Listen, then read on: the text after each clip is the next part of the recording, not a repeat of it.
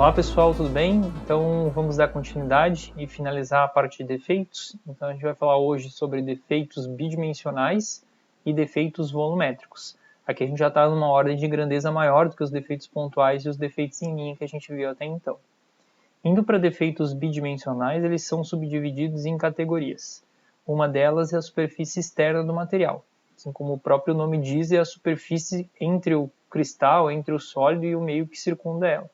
E outro tipo de defeito são os contornos de grão, que é presente em materiais policristalinos, aquelas que têm 2 ou mais cristais dentro do sólido. Um pouquinho sobre superfície externa, né, o porquê que ela é considerada um defeito, é porque o número de coordenação dos átomos que estão na superfície do material não é igual ao número de coordenação dos átomos que estão no volume, no meio do material. Ou seja, a gente não tem o mesmo número de ligações químicas atreladas a esse átomo da superfície quando comparados aos átomos no centro ou no meio do material. Devido a essa falta, essa carência de ligações químicas, existe uma energia superficial atrelada ao material, à superfície desse material.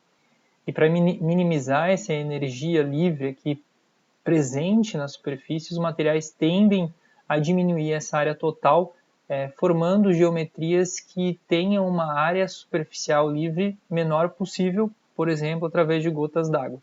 Esse processo também de minimização de tensão ou área superficial é facilmente observado durante a etapa de sinterização de pós, que é utilizado na manufatura de materiais cerâmicos, que é a última etapa, né? Que os pós são submetidos a altas temperaturas e a devida difusão superficial dos átomos desse pó, eles começam a diminuir a área superficial. Na formação de gotas d'água é possível ver isso também, e uma das coisas que a gente consegue ver com bastante facilidade é que se a gente pegar óleo, por exemplo, e jogar dentro da água, a gente vai ver que, e mexer com uma colherzinha, a gente vai ver que vai formar várias gotinhas separadas.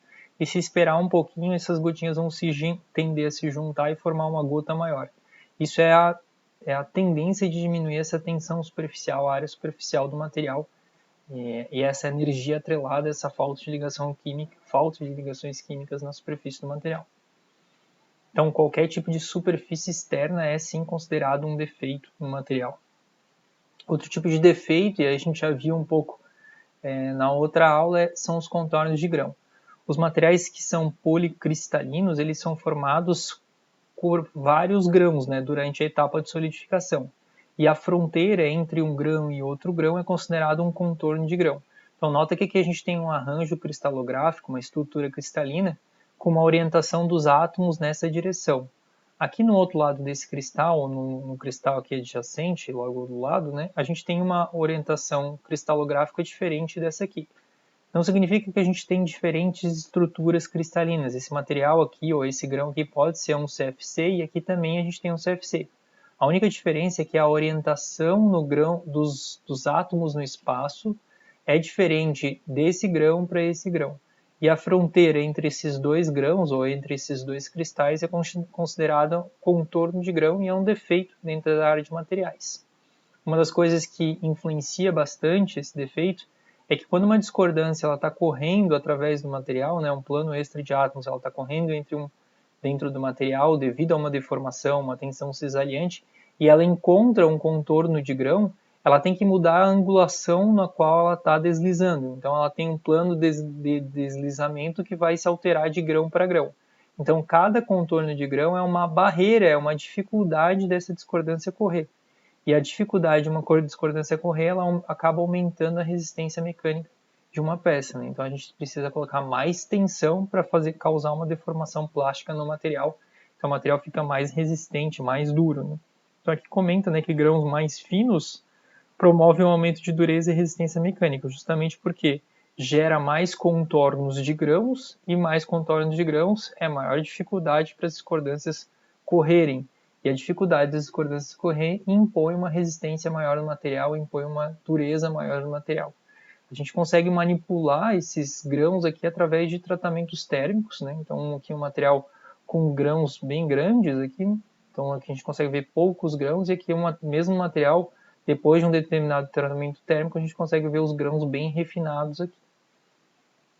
Esses tratamentos aqui a gente também vai ver, alguns tratamentos desses a gente vai ver um pouco na disciplina posteriormente. Então, o contorno de grão também é considerado um defeito, E esse defeito tem uma influência muito grande quando combinado com as discordâncias, né? Tem um reflexo direto em termos de propriedades aí mecânicas.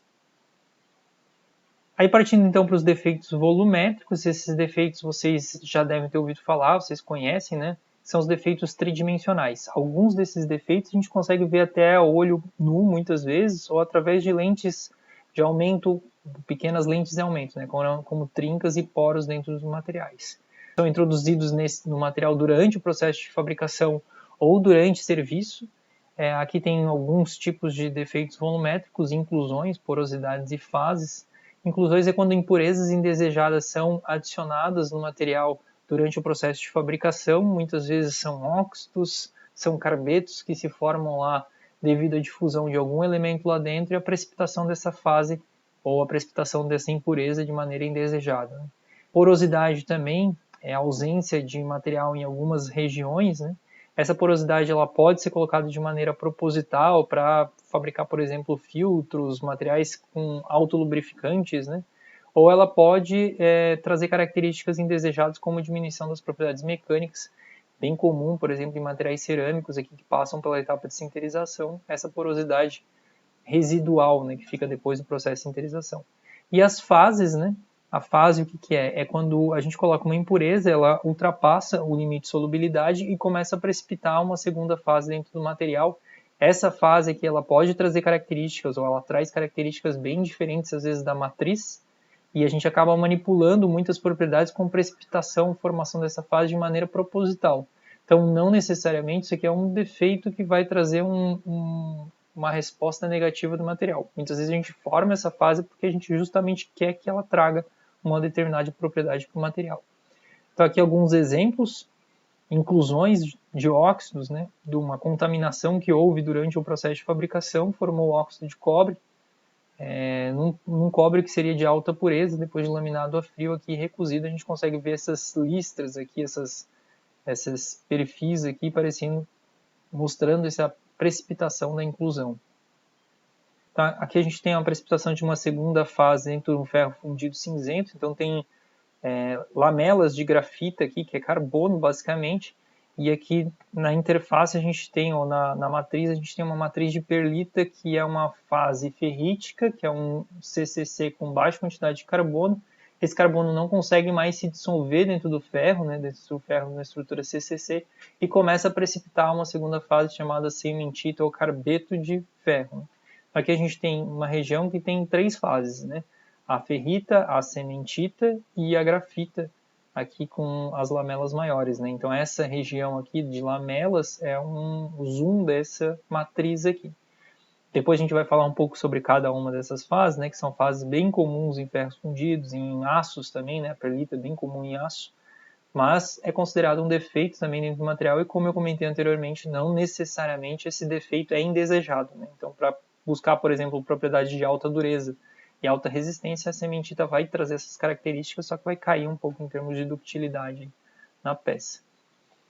Poros, né, durante a etapa de fabricação, dependendo da etapa de fabricação, fica muito poro residual. O processo de sinterização é um processo que a peça ela é manufaturada através do pó, é aquecido e pelo processo de sinterização esse pó vai coalescendo e vai formando uma peça densa.